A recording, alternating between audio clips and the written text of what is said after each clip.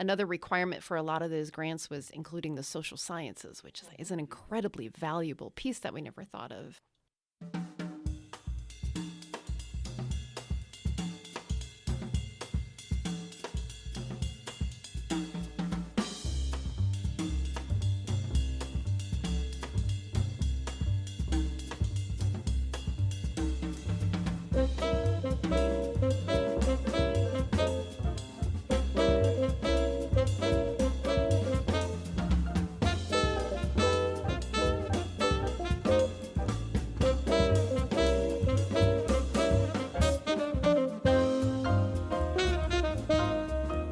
Something to Chew On is a podcast devoted to the exploration and discussion of global food systems. It's produced by the Office of Research Development at Kansas State University. I'm Maureen Olevnik, Coordinator of Global Food Systems. I'm Scott Tenona. I'm a philosopher of science. And I'm John Fabian. I'm a food scientist. Hello, everybody, and welcome back. Governmental organizations, universities, and the food industry at large carry out research relating to food system challenges. These challenges can deal with agronomic, nutrition, engineering, safety, and even sociological impacts of food systems worldwide. Today's guest, Dr. Jeanette Thurston, newly appointed director of the K-State Food Science Institute, has had influence on many of those supporting organizations and now works with diverse interests in the area of food science here at K-State. Jeanette brings a rich background in the science of food systems related research that has led to advances in areas as diverse as norovirus detection to water quality runoff from small-scale dairies. Dr. Thurston specializes in water-related public health, waterborne and foodborne virology and protozoal parasites, and food safety. In this podcast, Jeanette shares some of her work with university and government-based research and discusses her goals as she embarks on the organization and future direction of the integrated work carried out at K-State's Food Science Institute. Good morning, Jeanette, and welcome to the podcast. Thanks so much. It's great to be here. There's clearly a lot of microbiological work being done at K-State, and we've touched on a few of those in recent podcasts, particularly those areas that impact soil and soil health. Looking at your past work and some of your experience, you have worked in these areas, but your work may have taken a little bit of a different twist, and you can explain that or tell me I'm wrong as we get into this podcast, but it seems that some of your focus was looking a little bit more possibly on contamination issues instead of maybe soil health, soil contamination, or contamination of water. I would like to talk more about that as we move into it, and again, you can correct me on what I've taken a look at there. But what I'd like to start out with, honestly, is a bit of background on you, who you are, where you came from, what got you interested in the kind of work you're doing today. Oh, that would be great. Thanks, Maureen. So actually, I was born in Illinois. We moved when I was very young to Tucson, Arizona. My dad decided he wanted to be a cowboy. So he moved us all there. And, I think my love for science really began when I was very young. In Tucson at that time, it was a very small city. There wasn't, like right now, Tucson, for example, has about a million people in the city. But back then it was much, much smaller. And where we lived was very rural. We lived in on about 5 acres. Of course, Tucson's in the Sonoran Desert. And if you've never been to Tucson, I highly recommend everyone to get out there and take a look at it. It's absolutely beautiful. It's not what I think a lot of people think as tumbleweeds and nothingness. It actually has a great deal of diversity, both floral and fauna. And so, I like to say that was kind of my living laboratory growing up, is playing outside. I was a tomboy. I played outside from sunup to sundown, playing with horny toads and lizards and making ant farms. And anyway, so, thanks to my parents that they moved us out there and provided such a wonderful childhood. So that's where it began. And then, I went off to the University of Arizona for my bachelor's degree. I ended up having a child in the middle of that. So with Ashley coming along, I decided, I need to find a career that's really going to support us. And so I went to a community college. It was Pima Community College in Tucson.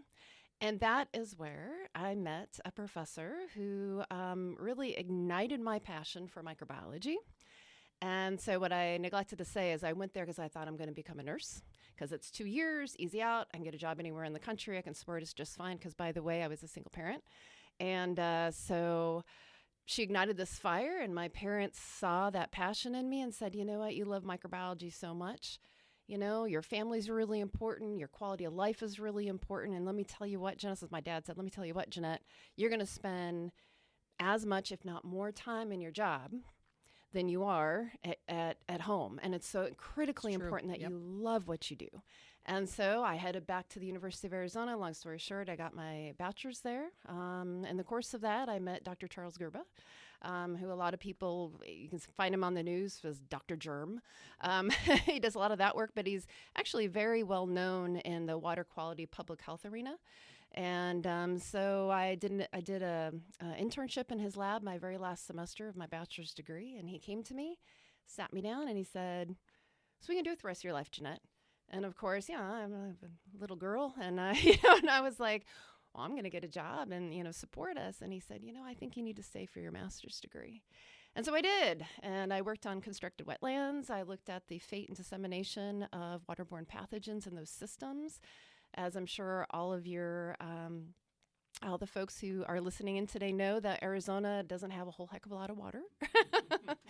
So constructed wetlands are a really nice way to have beautiful park-like environments, especially in the northern part of the state. And so we looked at those systems for reducing pathogens. So they were taking wastewater and treating that human wastewater and treating that in these constructed wetlands. So that was my master's degree. And so once again, Dr. Gerba looked at me and he said, are you really going to go out and get a degree?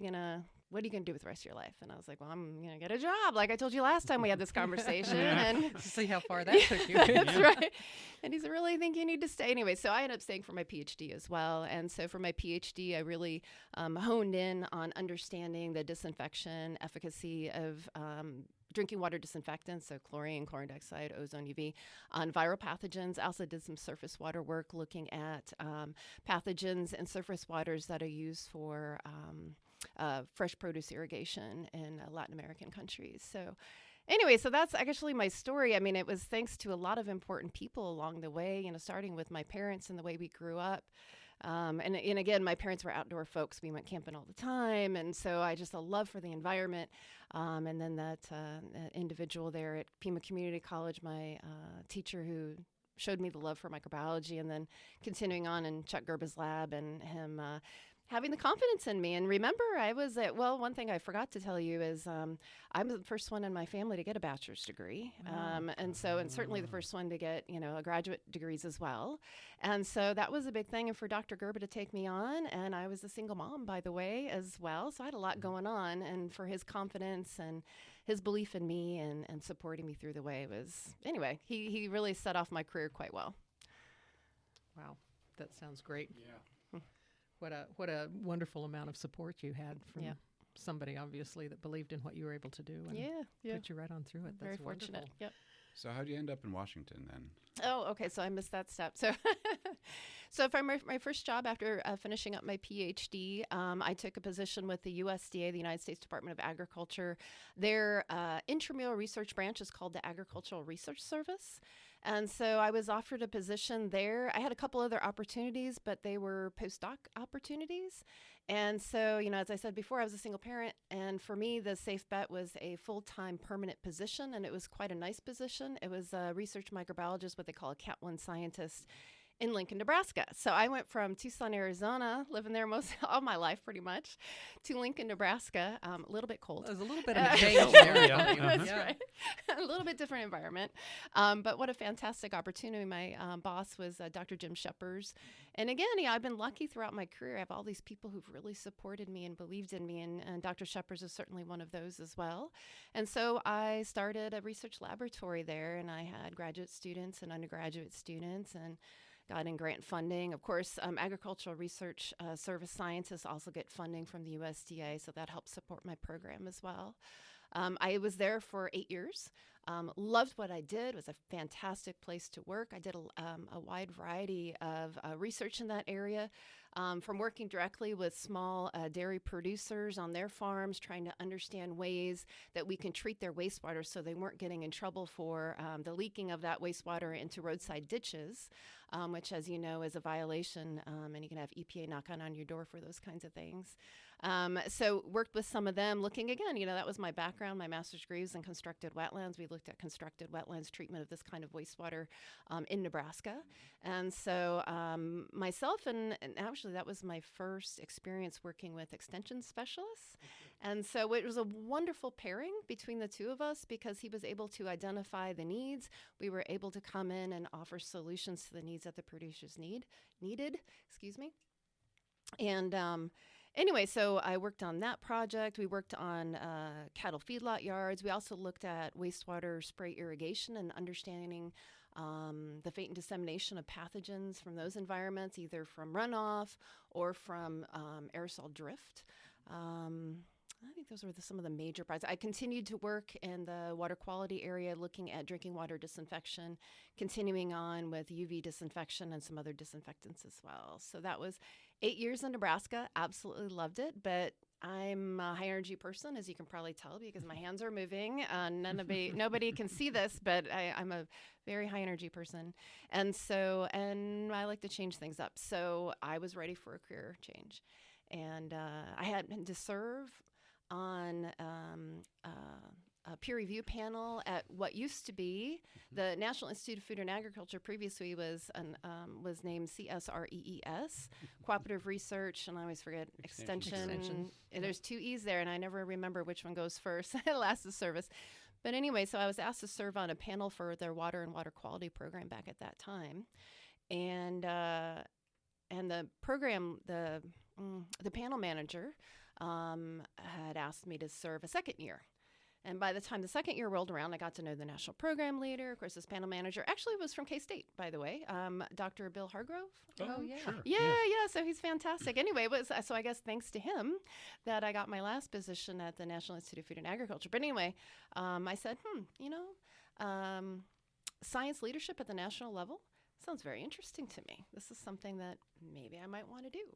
And lo and behold, a position came up to be a national program leader for food safety. I threw my name in the hat and was lucky enough to be chosen. And I took my family and drove halfway across the country again. So halfway across from Tucson. And then my parents were teasing me saying, you just keep getting further and further from us, yeah. Right? And anyway, so I started at the National Institute of Food and Agriculture in 2009. I was there for 10 years. I had a couple different positions there. As I said, national program leader for food safety, where I oversaw, along with my colleagues, I wasn't the only national program leader in that program, but we oversaw the portfolio of food safety, of course. And then again, I learned that job and I felt like I was doing it pretty well and I was ready for a change. And so I started looking for new positions, and one came up at the National Institute of Food and Agriculture at my agency.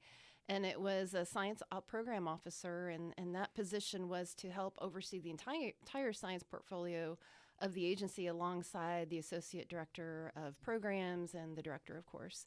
And so threw my hat in the ring, and I got that, and I did that for the last 5 years of my tenure at National Institute of Food and Agriculture. Wow, that sounds very impressive. I mean, you've busy, very busy, and diverse, I think. And you've seen and done a lot. I would imagine at those in those NIFA positions that you saw just an enormous amount of not only research but activities that moved over into the industry side of things. And so when you're talking about food safety, this is talking about meat safety generally. Is that not true, or was the food safety on that side of it over all foods? It was over all foods, yeah. So there's a wide variety of different programs, and when I first started, they had a fairly general program. And for those of you who are aware of the programs we had at NIFA, prior to becoming NIFA, in 2010, we had a real paradigm shift in our programming, right? And so that we had our very first politically appointed director. And that director came in and said, you know what, we need to do things big. It was focus, scale, and impact were his 3 words. And so sure enough, we were told to sit down and think on that level. And so 2010, we actually committed $100 million in the food safety program. And that, so you're thinking meat safety because of the Shiga toxigenic E. coli coordinated agricultural project, which we committed $25 million to. But we also had some other programs too. So we also looked at viruses in food. And as you know, or I'm sure, Maureen, you know that viruses in food, of course, are more from the food handlers. Right. So we had a $25 million project on that. And by the way, $25 million for our little agency was huge. It was hadn't been done before. Our climate change programs were committing, I think it was $40 million, our bioenergy, $45 million. These were huge grants. And actually really important to the work that you're doing, Maureen, is that these grants were required multidisciplinary teams and interdisciplinary, and I would argue maybe even it would have made them even more competitive. I can't speak for all the programs for that transdisciplinary approach. And so those teams that were picked that year, as you know, K-State was a co-PI on the Shigotoxigenic E. coli in beef grant. I think that was led out, it was led out of University of Nebraska. Right. And the one for viruses was led out of North Carolina. Dr. Leanne Jenkins was the lead of that. And these were huge teams with multiple universities tackling challenges, looking at opportunities, but also tackling those harder challenges from all the way from, in the case of produce, for example, it would be when it's grown, from production all the way to the consumer. They were tackling those social challenges as well. And thinking about the virus cap, for example, I think I had told Dr. Jacobs that, and this was near and dear to my heart because my background is enteric viruses. And of course, enteric viruses are foodborne viruses, which are waterborne viruses. Right. They go hand in hand. And I told her because when I was in grad school, norovirus was a tough nut to crack. This virus, by the way, is that virus that you hear about that takes down, large cruise ships, right? Right. Yeah, and believe me, when you have it because you're out for 24 to 48 hours and it's just miserable. But anyway, that was an organism that I worked on in grad school, but not the human noroviruses. We use surrogates. It's because we didn't have a way to culture it and use it and study it in the lab, which was really important for the kind of work particularly that I was doing. And so I told her when she got the grant, I said, boy, if you guys could crack that nut, you'll have made my day. And sure enough, they say, I'm getting goosebumps, so I can be a huge nerd when it comes to this stuff. But anyway, so they did crack that nut. They were able to culture it using a very complex, now it's not widely used because it is a very complex cell culture system. But boy, the rewards for the position that I had at NIFA were tremendous. While I wasn't actually doing the research, I certainly had a heavy hand in enabling that research and pointing the direction. So I think maybe I've gone off from your original question. No, right? not at all. Not at all. But that was very, very exciting. That is exciting. That's a good story to tell. Yeah. Very good story to tell. And it's you're raising some things about the way science works and food policy and other things work that maybe a lot of people don't really, understand sort of the role of program officers at government agencies for helping shape, what gets done. And then, you played a couple roles. Like one of them was that, right? And then the other one was thinking more in the regulatory lines too, right? Or no, sorry, I missed this.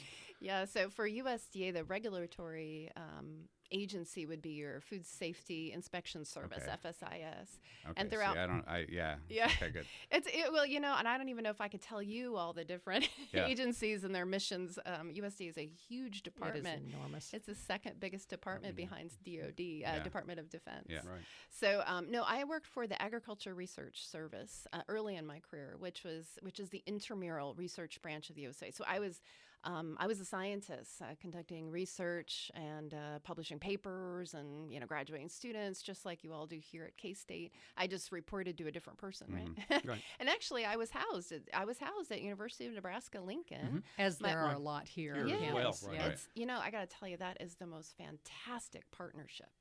It benefits everyone, at least in my experience. And then I worked for the National Institute of Food and Agriculture, which is what we call the extramural research branch of the USDA. So we're the ones who we have oversight of the capacity funding that you all get here at K-State and the other land-grant institutions receive. We also provide extramural grant funding opportunities. And so and maybe I'm reading into your comment, but perhaps everybody wants to understand how we make those decisions on what kind of science. And when I say science, my definition of science coming from USDA includes research, education, and extension work, outreach work.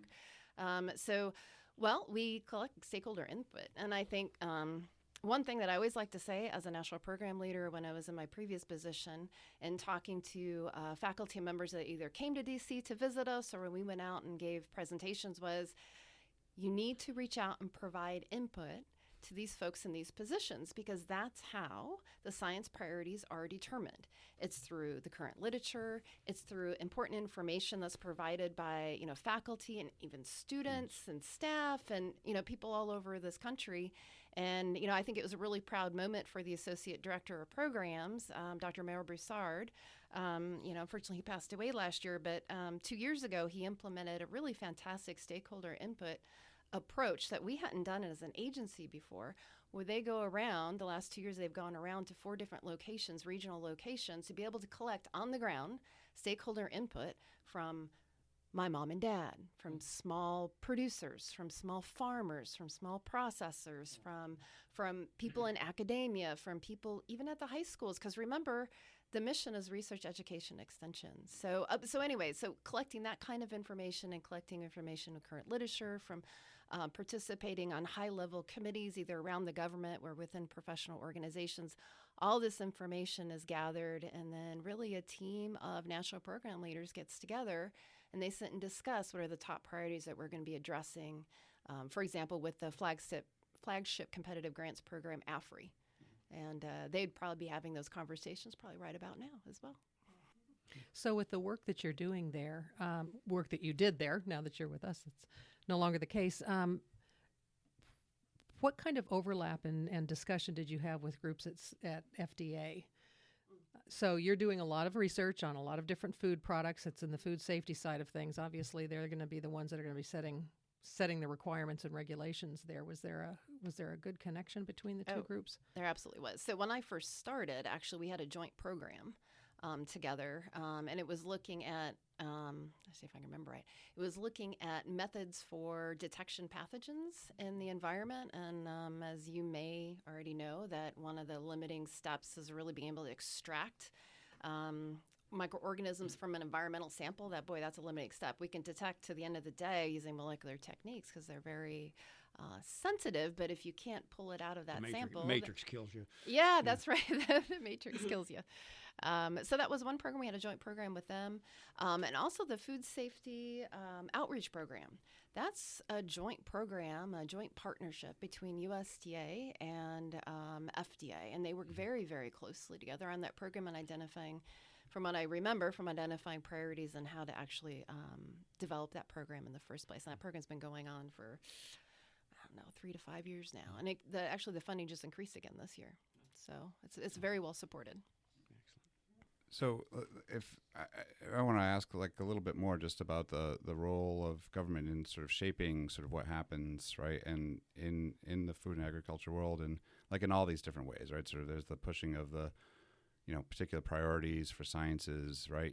The major needs that we have, right? And then there's the using of that information to shape regulation, and sort of what are your views about sort of what from that other side that you saw being in Washington, seeing the way these pieces, kind of work together, sometimes don't work together. Do you have views on, the whole mix of it all, right? In terms of how we do better in the world of food safety? So let me make sure I understand your question. Yeah. Sure. So it's understanding the role of government and setting the stage for the science that needs to get done to tackle those challenges of biggest need. Right. Yeah. It's very difficult, in my experience, identifying the highest priorities, because what I can tell you is, while, when I was at NIFA, National Institute of Food and Agriculture, when I was there, we were very happy with the increases that we got every year from Congress. However, a $1.6 billion budget is nothing in comparison to a science organization like NIH. Right. And I would argue, and I'm sure my NIH colleagues would disagree, but I'm going to say it anyway, I would argue that the breadth of agricultural science is much, much larger, and the challenges all along the way are bigger. Of course, I know that maybe it's just because I'm biased. But that's what I guess my point is we had the very, very small budget. to be able to tackle all the challenges in this country as well as the global challenges as well.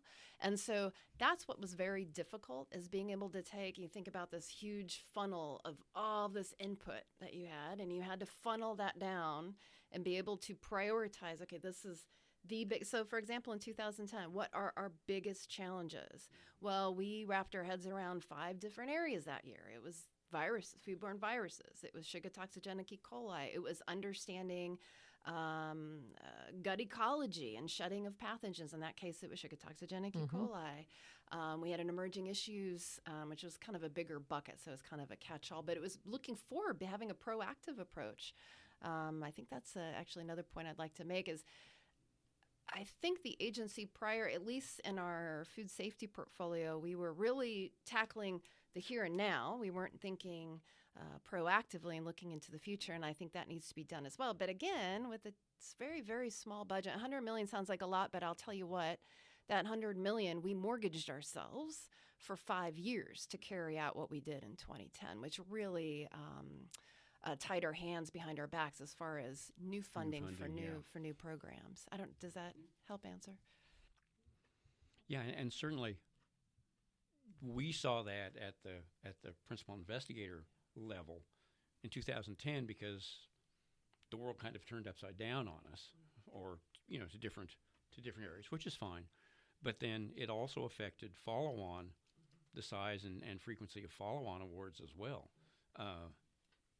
But we'd never been faced with the group that prioritized the way it did. So that was we had to relearn the way we wrote grants, honestly. So. Yeah, well, not only the priority areas that were chosen. I mean, I will say that when I'm talking about those priority, that $100 million, that was just for what we called our challenge areas. We still had quite a bit of funding in our foundational applied science program. So there was still a lot of opportunities there, and that bucket continues to grow. So we were focusing our big dollars. And the other part of that was requiring integrated projects. So remember, that's integration of and in our case, for the food safety program, it was integration of all 3 science areas: research, education, and extension, which we hadn't asked anyone to do before, so that was really hard to do. And I think people still struggle with that. It is a real challenge. Could you say something about the rationale for that? Why do you think all 3 need to be in? Yeah, that's a great question. So when you think about, so research can be done, and it's fantastic when it's done and a publication is written.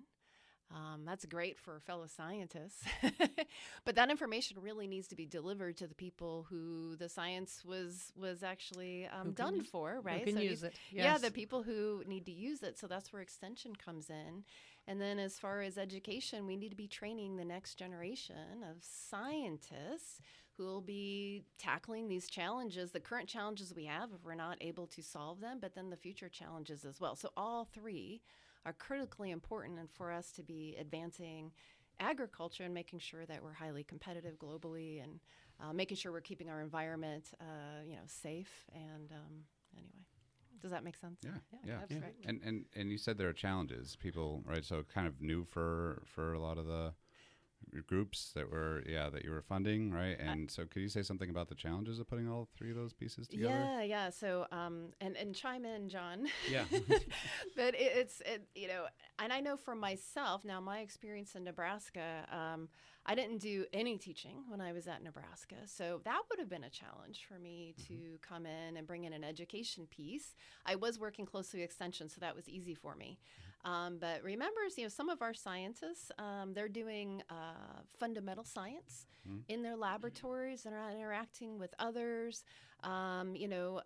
So building those relationships and having those interactions of who even to work with, I would think would have been a little bit challenging. And so back in 2010, what I don't think any of our programs offered, I could be wrong, was we didn't allow for planning grants.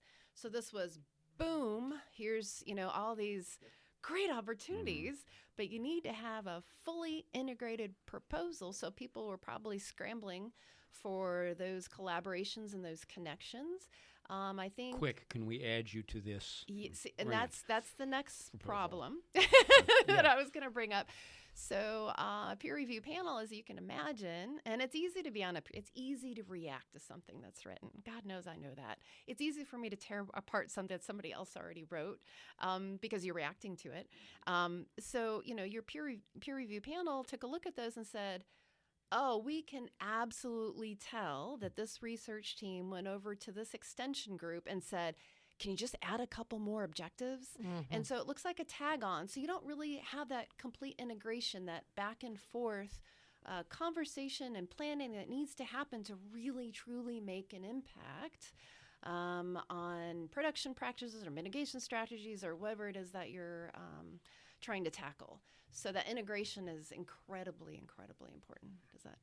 Yeah. And hard. And hard. And difficult and hard. because you Very find, difficult. people find themselves staying in their little castles In their own little and spaces. Yep. then meeting late in the funding year to find out what everybody has been doing, and then they're attempting to write that up as an integrated effort. And so really it's pseudo-integration, or was at and that possibly time. realize the things they missed along the way that they should have been focusing on as a team. Yeah. And that's why the planning grants were so incredibly important, because PI started to get the idea. But the other thing I think I would, and I can't believe I'm saying this, I'm speaking in favor of department heads, is the best department heads kept people's nose to the grindstone on that. And oh, very good. I think it was, and that was part of the success of some of the grants that have been more have lived up to the expectation of being able to deal with the outreach as well as with the hard science. Yeah, and I can tell you that, I was there long after 2010, and I can tell you that the quality of those proposals, integrated proposals, really significantly increase. And I would like to think that and I don't think I know, we're having more impacts with that kind of work than we would with the kind of work that's done individually rather than cross-communicating and cross-pollinating, if you will. I think another requirement for a lot of those grants was including the social sciences, which is an incredibly valuable piece that we never thought of previously. Well, and by the way, speaking of stakeholder input, that came about because, and I don't remember the name of the organization, but their professional organization, I believe, had reached out, drafted a white paper, got it in the hands of the director of NIFA at the time, which was Dr. Sunny Ramaswamy. And that went a long ways because, hey, guess what? You saw almost every one of our solicitations saying you must include an understanding of social and behavioral sciences. That's been popping up in grant applications over and over since then too. It's amazing how frequently the social science side has been being pulled back into it, which is great. So those agencies listen. Yeah, they did. Absolutely did. Well, now you have moved then from the NIFA activity to Kansas State University to take over the Food Science Institute. Yep. And little background on what brought you to that point, and maybe we'll discuss a little about what your goals are with the Food Science Institute. What it is. Yeah. So I grew up, if you will, at a land-grant university, University of Arizona, and then I moved on. Even though I work for the USDA, I was on campus at University of Nebraska as adjunct. I had graduate students that I advised, and I moved on to D.C. and had that job. And my former boss, Dr. Broussard, would say to me, when it was I think it's annual evaluation time right now here, right? And he would sit me down and he would say, so what's next? Career development, what's next? And so one of the things that I had said to him, I think it was maybe even my first year working with him, is I said, at some point, I want to get back to academia. Because, and this is the truth, and I'm going to get goosebumps again, the most rewarding part of my career has been mentoring students. There is nothing more fantastic than mentoring students. I have one short story, if I can share it. Absolutely. So one of my first graduate students in Nebraska, I didn't have a lot of them because I wasn't there that long, but one of the few, she started with me, and I did the same sit down. So she was an undergraduate in my lab, and it was getting ready for her to finish up her bachelor's degree. And I had the same talk with her as Dr. Gerba had with me. I sat her down because I saw real potential. Her name's Amy Kaler. And I said, so what are you going to do the rest of your life? You know, what do you want to do the rest of your life? And I'll never forget, she said, I want to work for the CDC. And I said, okay. I said, tell you what, why don't you stay here, get your master's with me, and you will have the tools you need to be competitive for that kind of a position. And so sure enough, she did. She stayed in my lab. She worked on an emerging pathogen called microsporidia. Anyway, gets her master's degree. And I have some friends over at CDC, and one of them said to me, hey, we're looking for a lab manager. Do you know anyone? And I was like, Amy Kaler is getting ready to finish her degree. Anyway, long story short, she now works for the CDC, loves her job. I've lost touch with her over the years, but I keep up with her, online, looking. She's publishing, she's still there. Anyway, that gives me goosebumps, and that is incredibly, incredibly rewarding for me to see my students be successful and get the kinds of careers and lives that they wanted. So anyway, so I want to get back to academia, and I heard about this job, and I thought, that's a little bit earlier than I thought I would leave the federal government. I left at 18 years, but I thought, I know folks at K-State. I know the kind of work they do. I especially know quite a few people in the Food Science Institute. It's a good place to be. I'm going to throw my hat in the ring. And so I did, and here I am. So, yeah, very, very good. So you came here, and what is the Food Science Institute at K-State? So I've been here about 7 months now. I have to stop saying 6 months. So 7 months. Oh my goodness, it's been a long time. So the Food Science Institute, it's not a separate department. Food science program, the undergraduate program, is actually under the Department of Animal Sciences and Industry. But the Food Science Institute is an interdisciplinary institute that has graduate programs. The focus of the institute, of course, is the same mission as everyone else, is research, education, extension, and we function in all those areas. We have faculty from all over the university. I believe it's 5 colleges and 13 departments, and we really actually need to expand that. Because there's some new areas like artificial intelligence that we need to start making some good connections. There's a lot of good opportunities, speaking of the federal government. So we work across the university and tackling important challenges in food science, food safety. Are you going to be having students of your own in the position that you've got? I mean, that you had mentioned that was something that definitely piqued your interest. It does. So I actually just happened to take on a new graduate student. Good. She's a master's level student. She's going to be doing a systematic review, understanding water quality, and that's my selfishly Sure. water quality, but its impact on fresh produce production in the United States, Mexico, Canada. Anyway, so she's just getting started on that. So I'm pretty excited. I have my first student.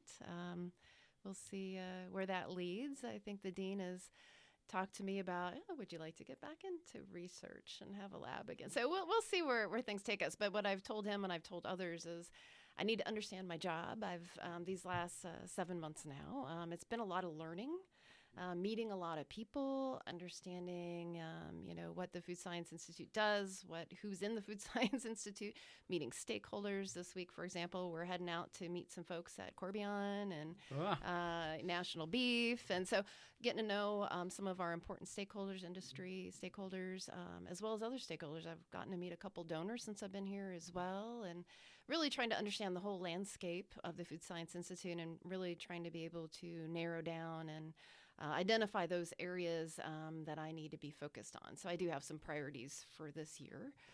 Like everyone's priority, it's to increase enrollment. Yes, of course, yes. So how do we go about doing that? And I think in food science, and Maureen, John, you can certainly chime in.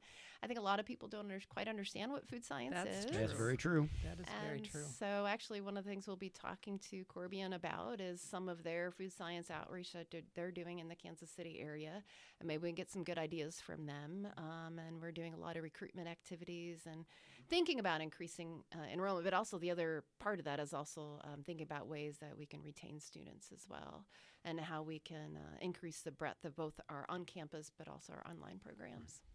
I think one of the unique. Go ahead. No, I was just going to ask. So, what are the major misconceptions about food science? So chime in. Feel free to chime in. So a lot of folks, if you ask a kid, "What's food science?" And so I've been in some of these recruiting activities since I've been here. I've been fortunate enough to be in quite a few of them, whether it's junior high kids or if it's high school kids. And we've had some that are elementary school kids.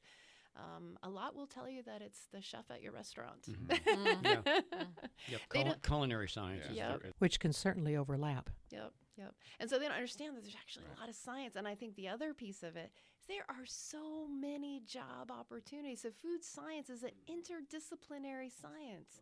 Whether your passion is biology or if it's chemistry or if it's engineering or if it's nutrition, there are just so many incredible opportunities.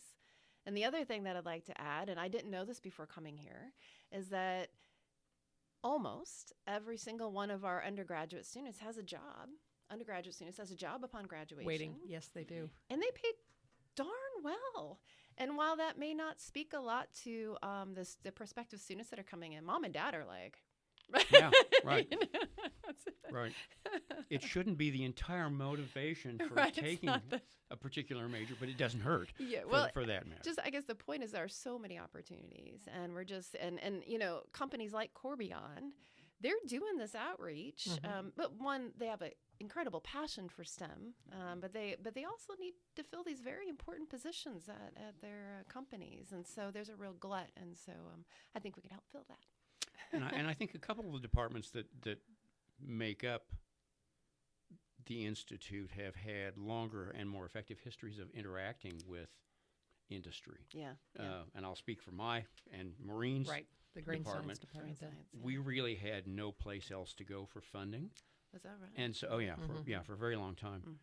And so we learned to build relationships, which turned into recruiting relationships, which turned into internship relationships. Oh, fantastic. Which then turns into employment opportunities. Yeah, that's great. So it was driven by necessity. Necessity and need, absolutely.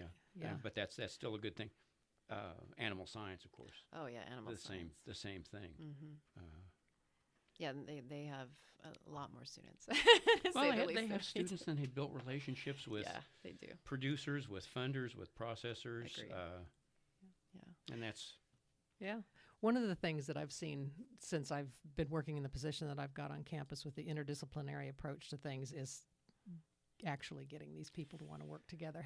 How are you you do have a lot of people in a lot of different departments. My guess is that you got a pretty small core that actually work together a lot, and a lot of peripheral that are on the list, but it's really tough pulling them in.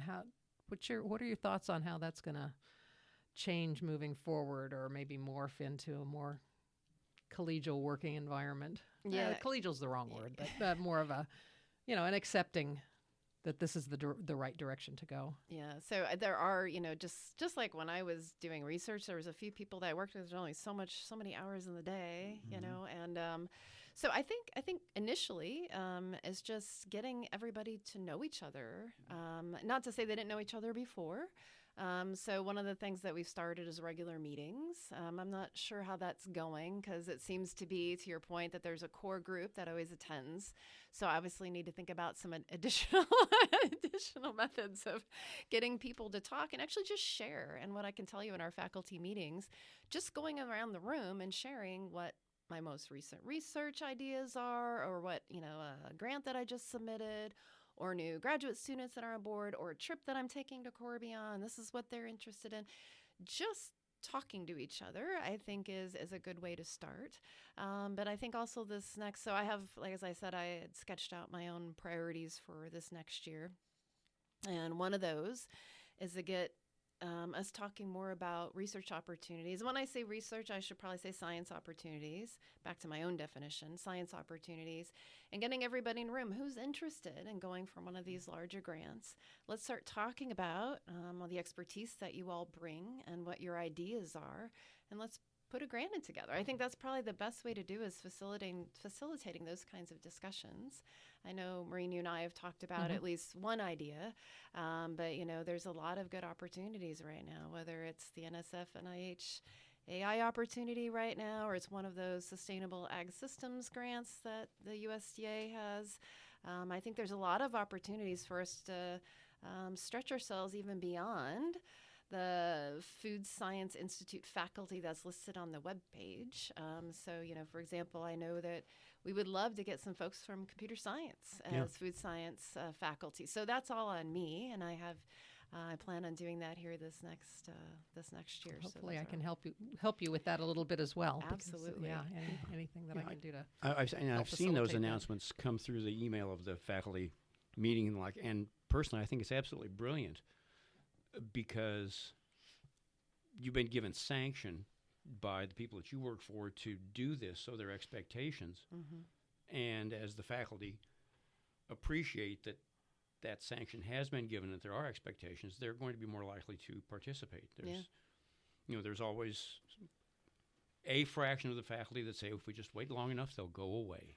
Well, my impression actually isn't, my impression in the time that I've been here isn't that folks don't want to go after these things. They don't want to, they do want to work together. It's not that they don't want to work together. It's that they're doing their own thing. What they need is that person to come in and say, and get them all together in a room and say, hey, let's talk. What do we want to do here? That's been my impression. So, we had a faculty meeting recently where we were talking about, a big meeting. Well, you both know, the IFT meeting.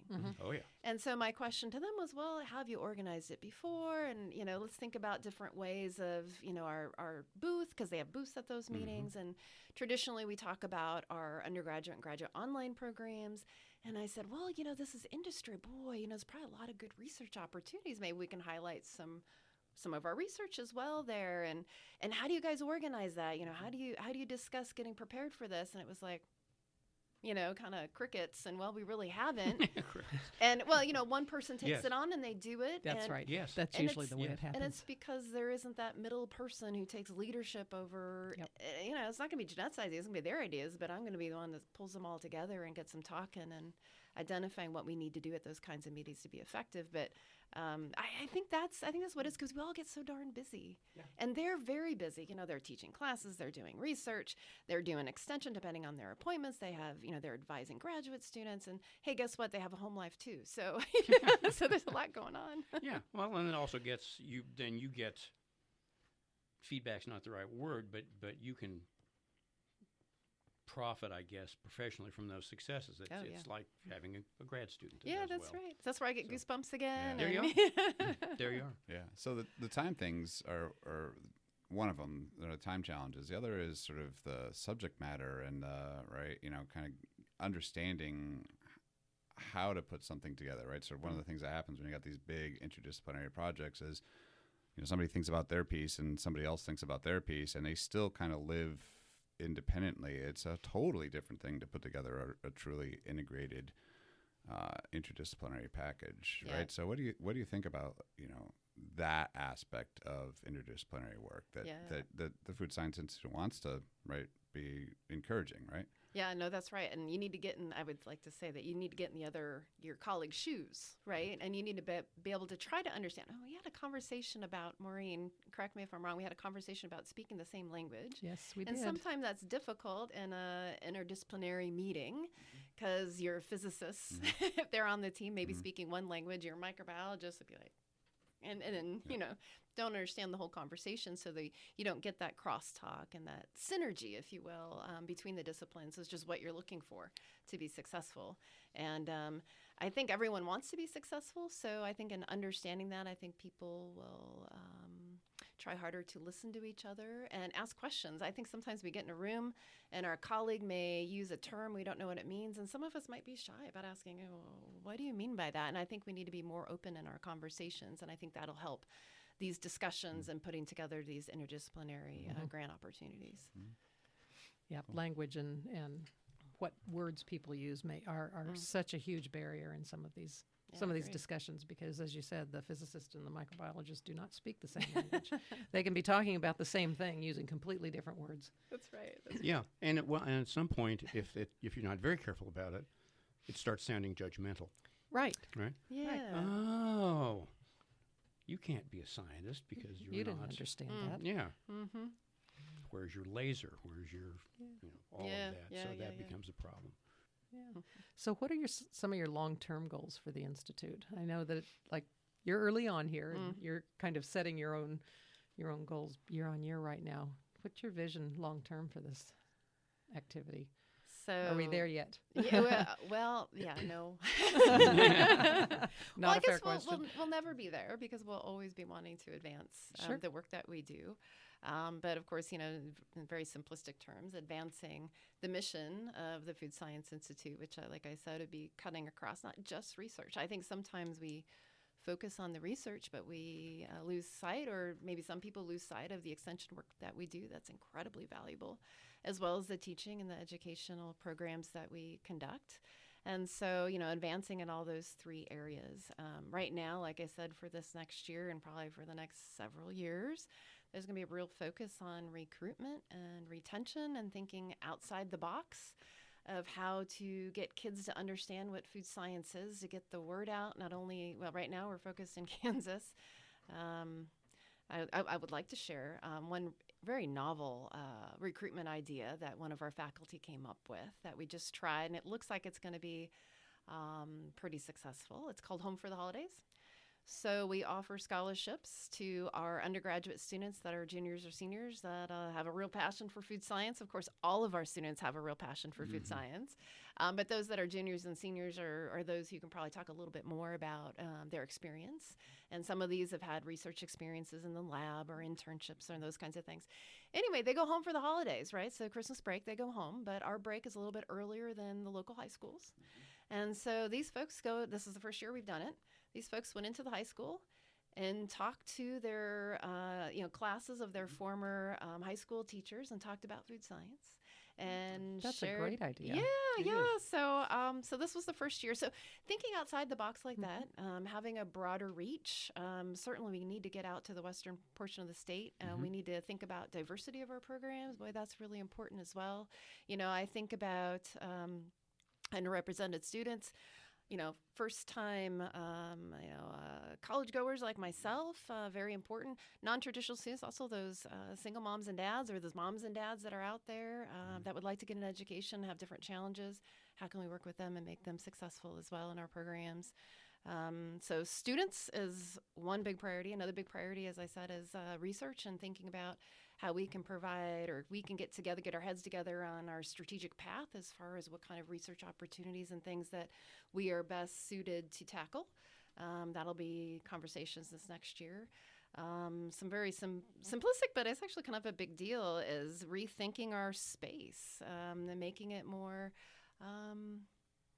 attractive to students. So I know it sounds kind of simplistic, but just even our front office and thinking about how we can redo that space so that we have space for the students to come in and feel comfortable and talk to us and sit down and chat and meet with our faculty. And that makes a lot of sense. Yeah. The space that you've got the very traditional front desk that stops everybody right there. That's what we have. Yeah, no, and many, many places are set up that way, but I can appreciate having that more open and inviting. And So, and other things like, making sure that our faculty have the spaces they need. We're in the process of remodeling some of our food microbiology labs for safety reasons, but for other reasons as well. It's been a long time. So that's another priority. And then the last priority is really getting connected with stakeholders. I haven't done a lot. I've done a little bit. But I want to get out there and do a whole heck of a lot more. And this would include maybe thinking of an advisory board. I talked to you about that. But, also thinking about actually how we're going to go about collecting broader stakeholder input for our programs to help guide us in our conversations. The faculty help guide us in our conversations of what our priorities should be across research, across what can we do better in our classes, what are some of those new topics that we should be tackling in our courses that the students really want to hear about. And extension, what additional extension programs should we be considering? So those are the big priorities for this year, so wish me luck. That's Good luck. a pretty good basketful. Yeah, like I said, it'll be 2 or 3 years, I'm sure. Well, you came here, you asked for work, so. That's right. It's a challenge, right? It's a good challenge. You have anything else to add, Scott? No, this is great conversation. Thanks so much for being here. Well, Jeanette, this has been a great discussion, great conversation. I want to thank you for being here, and we very much enjoyed having you. Absolutely. Yeah, thanks for being here. Learned a lot. Thanks so much. This was fantastic. Great. Take care. If you have any questions or comments you would like to share, check out our website at ksu.edu/research/global food and drop us an email. Our music was adapted from Wayne Gowen's album, Chronicles of Carmela. Special thanks to him for providing that to us. Something to Chew On is produced by the Office of Research Development at Kansas State University.